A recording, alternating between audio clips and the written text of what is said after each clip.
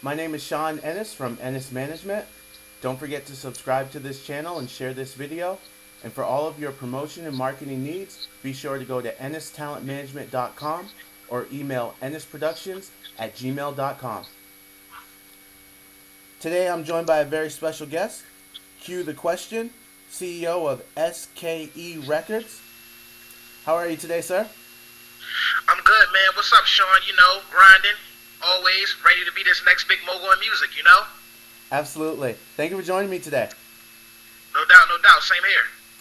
So SKE Records, that's an acronym? Yeah, it basically stands for Street Knowledge Entertainment. So a lot of times we run with SKE Records as well. Absolutely. And what sort of genre and artist does SKE Records cater to? Well, SKE Records is going to cater to all genres. As of right now, we have two hip-hop artists by the name of Shawn and Trel Mack. But the goal is to sign artists in all genres because, if you know, I'm a big music man. Pop stars, country stars, rock stars, rap stars, R&B, Latin stars. We doing it all over here. So we ready to take over and do our thing. So it's catering to all genres. And let's talk about the role that music played for you growing up. How were you influenced by music? Well, that's one of the main reasons I always wanted to work in the music business because of my influence of music. I was the guy that, I could listen to the Marvin Gaye and the Diana Ross and put on some R. Kelly and Jodeci and still put on some Redman or Young Jeezy or 50 Cent and still take it back to like some Frank Sinatra or something like that or Barbra Streisand. So I just love music overall and I just want to be a part of the legacy of helping break some of these next artists, some of the artists of the next generation. Absolutely. And do you have a earliest memory involving music? You know what's crazy, man? My earliest memory that I probably could remember just loving music, of course, like one of my favorite moments, I always say one of my favorite moments in hip-hop was, of course, when Jay-Z was dropping Hard Knock Life and stuff like that. And, of course, when 50 Cent was dropping Get Rich or Die Trying and, P. Diddy in the Bad Boy era. Those are, like, my favorite moments, not just in music, but in hip-hop for sure, that I can remember. But those are, like, the ones, I wouldn't say my earliest, but my most favorite moments, especially the 50 Cent G-Unit era and the Bad Boy and Rockefeller wave. And what label owner or executive influenced you? Oh, man, a lot of them. Master P, you cannot deny what he's done in this business. Birdman and Slim with Cash Money. Irv Gotti, Murder Inc. Of course, Puffy with Bad Boy Records. Well, P. Diddy nowadays, Clive Davis with Arista. Rockefeller Records, Jay-Z and Damon Dash. Everybody, man. All those guys. Clive Davis, Berry Gordy, Jay-Z and Damon Dash, Birdman and Slim, Master P. I mean, even when you look at Slip and Slide Records, Tad Lucas, I like everybody. I like what everybody accomplished in this business. And what about the people that you just named gained your respect? It's just the fact that how they was able to become self-made through hard work and determination, not asking for a handout, but actually having a vision, actually doing what it takes to make that vision come true. I think a lot of times people want what comes with certain people, like the things that they have, but they don't understand the day in and day out grind, the day and night grind of what it takes to actually accomplish those things. And, it's not for everybody. That's why you have a high rate of failure in this business, because a lot of times it's not the fact that people, quote unquote, get lucky. The reality is a lot of people are just not willing to put in the work that Diddy or Birdman or Clive Davis or Berry Gordy or Dr. Dre have done. So that's why they gave my respect, because I actually know, being up and coming, that this stuff really is a grind. And can you take us through sort of the starting process of you getting your label up and running? Well, the main thing was, in the beginning, a lot of people know that I started off in this business as a journalist, writing for The Source and Hip Hop DX and Nobody Smiling, Ozone Magazine. I was writing for all of those publications. So by doing that, I just love interviewing rappers and artists and athletes and things of that sort. And I just was able to build my connections throughout time. So by me building up a lot of relationships, it was always a dream of mine to start a label. So I kind of utilized my connections being a journalist for a lot of popular outlets and just was like, you know what, now is the time. I got enough connections, I got enough hustle, I feel like I have the right artist, and I just been pushing it ever since, you know. It was a lot of setbacks in between, but I always stayed focused and never gave up, you know. And let's talk about your past work in the field of journalism. What kind of made you want to get into writing as a profession?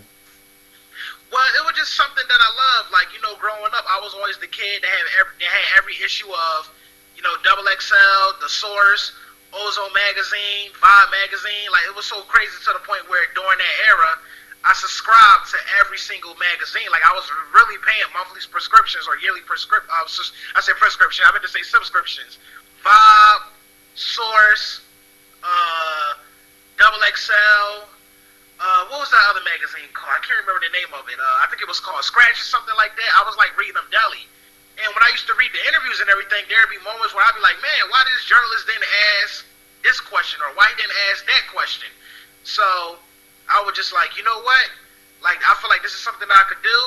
I was sending out my resume to like different blogs and magazines, and next thing you know, I just stepped into the game. But it was just something, just being a fan of the culture and wanting to contribute to it, you know? And now that music has really moved into the internet era, I think a lot of, especially people from the younger generation, don't really understand, you know, how important something like getting 5 mics in the Source really could do, or getting a feature in the magazine as like an unsigned up-and-coming artist. Can you talk a little bit about the role that magazines played in terms of shining a light on artists? Yeah, well, it was always important because a lot of times, you know, when you look at some of your biggest artists, it's just the fact that they had a publicist to actually get the media coverage. Because when you're dropping that new album, new single, EP, mixtape, whatever you call it, you need coverage for people to know that that it's coming, you know, because everybody access music different ways. Of course, the internet has changed things when you had like blogs, and now you got Spotify playlists that are important to be on, and you know, running Instagram ads. But I always say that music is always going to be here. The only thing that changes is the form of actually promoting it. But coming up in the magazine era, it was important to get media coverage. I mean, it still is now, just in a different format. But if you know, even when you're up and coming, you have to get coverage so people can actually know your work exists. So they can be like, okay, who is this dude? I keep seeing him in this magazine or this magazine. I'm curious in regards to who he is, you know? And can you talk about how you got to write for some of the big name platforms that you've written for? Well, a lot of times it was just hustle and grind. When I was a student at North Carolina A&T, I would just, you know, like I remember the first magazine that I've written for was it was a magazine out of Canada by the name of HHN Live. It was a popular hip hop magazine, and I just remember like they used to send me their newsletter all of the time, and I used to just read their interviews. Like they was interviewing like all of the rap stars. So one time I just reached out to the guy. I think his name was like Adam. Adam Azis. I think that's how you pronounce it, Adam Azis or Aziz or something like that. And I just remember reaching out to him, and I was like, yo, man, like I would like to write for your publication if you need any journalists. And he was like, cool. And my very first interview that I ever did was with Sheik Luch from The Locks. And I just remember talking to him. I think it was around the time he was about to drop his project on Koch. It was called After Taxes. And I would just, you know, and I just loved doing it. And I just did that for like almost 10 years, just building relationships. And yeah, that's how I started, hhnlive.com. My resume started growing. People started talking, reaching out to me. Yo, you want to write for us? The next thing you know, I'm writing for Hip Hop DX and Yo Raps. I freelance for The Source a little bit. And I just been grinding ever since, you know? And with so many people attracted to the fame and the accolades of being an artist, being a recording artist, what made you want to work behind the scenes? You know, well, for one, I don't know how to rap, so I guess you can start right there. I do think that at some point, everybody that's in the music business, not saying that everybody wanted to be rap, sing, or be in a band or whatever, at some point you thought about being an artist. Not saying that I thought about being an artist 100%, but I still wanted to be involved with music. So I think that it's something in the back of your mind that'd be like, okay, I can't do this, but I still want to be involved in it. And it's just one of those things. Obviously, I can't rap, but I was just a fan of the culture. And I just felt like I really have special ears to pick talent, in which I'm going to be discovering stars. I really believe that. So it was just one of those things where I was just like, man, I really feel like, why does this song sound like this? Or Why did they pick this song as a single? Why did they didn't go with the other song? This should have been a single. And I just realized, like, man, I could really be like an A&R or executive, because I just feel like when I used to look at some of my biggest stars and look at certain things that they did do and didn't do, I feel like I could have been involved in that process, you know? How important do you think it is for musicians to learn the business side of the music industry? You have to know the business. I mean, it's very important because a lot of times, you know, you probably read a lot of my posts on Facebook when I be dropping knowledge. By the way, y'all can follow me on @QTheQuestion where I drop a lot of knowledge, or on Twitter. You got to know the business, because what happens is a lot of artists sit back and complain about why their career's not taking off. It's because of hate, it's because of this, it's because of this, constantly blaming people. And a lot of times it has nothing to do with none of that. The reality is this. More than 90 to 95% of artists that are trying to do music, they really think that they're not blowing up because somebody's hating on them or they don't get enough support, but they really don't know the business. They don't understand, okay, you got an album, you have to hire a publicist, you have to hire somebody for marketing, you know, you have to do street campaigns, you have to do advertising. Even if you're not doing it directly yourself, you have to hire people that understand that stuff. So a lot of times when you talk to 95% of artists, and when they drop in a project, and when you ask them, okay, what is your marketing budget? More than 90% be like, marketing budget, huh? And that's just the main thing. So you have to know your business, and that's just from the promotional side and the marketing side. But it's still other things you need to know when it comes to like royalties and, you know, publishing, and those are things you just need to know, because you don't want to be that rapper or singer that, you know, you're making a bunch of money in the beginning, and when things slow down, you know, you realize, you know, you probably signed over all your publishing or whatever the case may be. So it's very important that you learn the business for sure. Not just from just a financial aspect, you know, just so you can be protected. How can artists use social media to grow their fan base? One of the things I recommend is constantly posting content. Try to like show your personality a little bit. Not saying become a gimmick, but just show who you are, because even though you can have a dope record, try to give people an example of, or kind of like give them an idea of who you are as a person.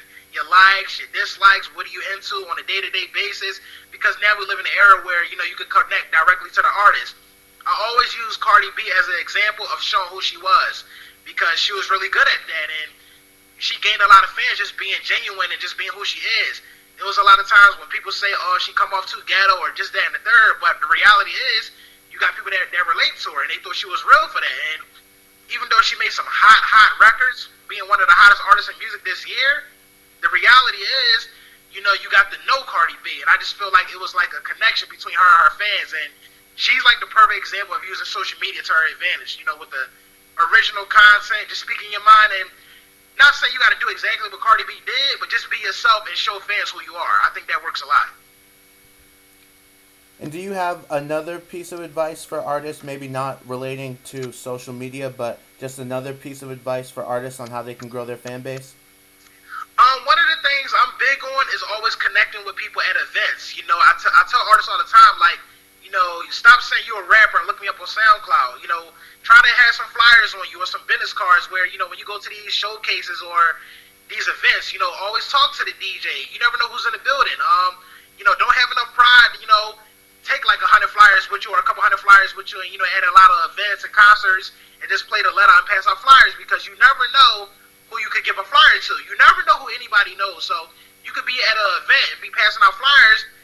You mess around and meet somebody that's a popular DJ or connected to labels, or you just never know who anybody knows. So the more you out there actually showcasing your music, the percentages increases of actually meeting somebody that can actually take your career further, you know. But if you're not actually putting yourself in position to meet anybody, you're not constantly out there networking, you're just sitting on your computer, just sharing your links on Facebook all day, nothing is going to happen. A lot of artists struggle with getting live performances, especially at the start of their career where they're really trying to get their name out there and build their fan base. What advice can you give to artists to try to help them get more performances? Well, until you become an act that's in demand, you're not going to get live paid performances. Now, unless you're willing to do like a lot of open mics and festivals that's free, maybe through networking and through some connections that you have just by building your fan base, In the beginning, you're not going to make a lot of money or no money at all doing a live performances. The goal in the beginning when you do live performances, a lot of times you might got to do them for free just to get your name out there. But don't expect to get paid live performances when you don't have a fan base. Because I remember I was watching a video on YouTube with Wendy Day. And Wendy was breaking down how artists don't understand. Booking is a business. You can't expect nobody to pay you for a show when you're not an act that's in demand. You know, you can't be expecting somebody to pay you thousands of dollars for a show when you can't sell 500 to 1,000 tickets just off your name alone. So a lot of times the artists be like, man, how do I get paid shows? And I'm like, yo, nobody's going to pay you. Nobody's going to pay you if you're not in demand. How you get in demand? You got to promote. When you promote, you reach fans. And those fans are going to let you know if they like your music or not. It's just that simple. What attracts you to an artist? What makes you want to work with them? The main thing that attracts me to an artist is, I would basically say the music. I mean, I'm a music man first. I don't really get so caught up on image and gimmicks and all that stuff. Even though a lot of times an image can help in regards to who you are and what you quote unquote trying to sell this artist.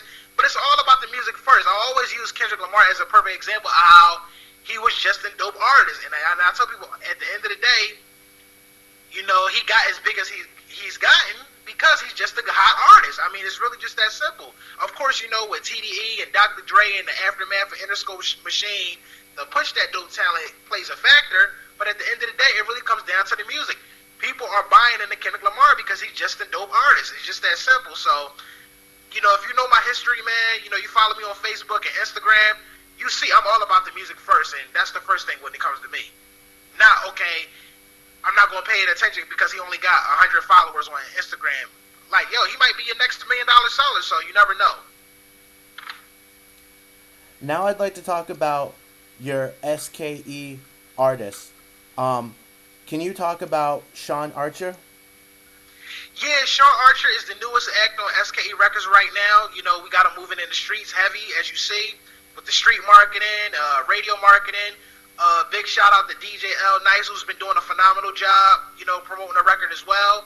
And right now, he's pumping his new single, Passport, available now on iTunes, Spotify, Tidal, all streaming platforms. So he's just a dope artist. You know, he's working on this new album, Ventilation, and he started to pick up a buzz with this new single, Passport, and I was just impressed with his talent. And not only that, he has a strong work ethic to go along with it. So that's why he's a part of the team, you know? And what can you tell me about your artist, Trel Mack? Yeah, Trel Mack right now, you know, he was one of the first original artists on SKE Records, and now it feels good that, you know, by him putting in work all these years, it's finally taking off. He got his new single out right now called Fiendin'. Make sure y'all check that out. Fiendin' by Trel Mack, iTunes, Spotify, you name it, man. And, of course, he was like, you know, the first artist on the label, and now he's been doing interviews in Baltimore and Atlanta. Matter of fact, he's actually going to be on Big Mouth Radio tonight down in Baltimore, man. So look forward to him as well. He's just doing his thing, and I'm glad I got two hot artists that's finally making the name.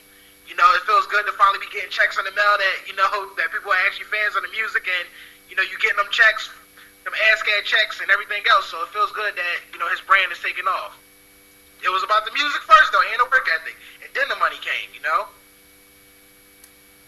What has been your biggest challenge in your music career, and how have you been able to overcome that challenge? The main thing is not getting so stuck on, you know, when is this going to happen? You just got to constantly grind. I think a lot of times, you know, people be like, well, I don't got that type of money, or I don't got no investor, or I don't got no street money, or I don't got this. I just feel like if you grind and you just put in the work, you're going to make things happen. Because at the end of the day, a crazy work ethic will not be denied. The reality is, I just feel like most artists just complain, but they're not really doing what they got to do. When you look at the artists and the labels that are really popping out here, it's because they actually hustling and they grind like it's their life. So I just feel like, you know, in my situation, it was just like, yo, I seen labels start at the bottom and come to the top. So it's like, if they can do it, so can I. So it was just the main thing was just staying focused and just grinding on a day-to-day basis, you know, and keep hustling. I mean, that's what it really comes down to at the end of the day. What's your ultimate direction for your label? The ultimate direction and the ultimate goal is to be one of the biggest labels in history. You know, maybe aim for the Music Hall of Fame. that would be a dream come true for sure. But the goal is to sign the biggest stars in music: country, hip hop, pop, rock and roll, R&B, you name it. You got that talent. Q the Question is looking to make you a star. What's a piece of advice that you would give for aspiring musicians? The main thing is stay focused and don't give up. I know that sounds quote unquote so cliche, but just put the work in. Great talent is eventually going to get discovered, but you have to apply a work ethic to complement that talent, because you can be hot all day long, but if nobody knows, it's not going to happen for you. So the one thing I tell artists all the time, keep grinding, but you got to invest in yourself. Stop expecting somebody to just say, hey, I'm a dope artist. Stop hitting up people saying, oh, I'm a dope artist, can you put me on, and complaining about the industry because nobody just wants to give you anything.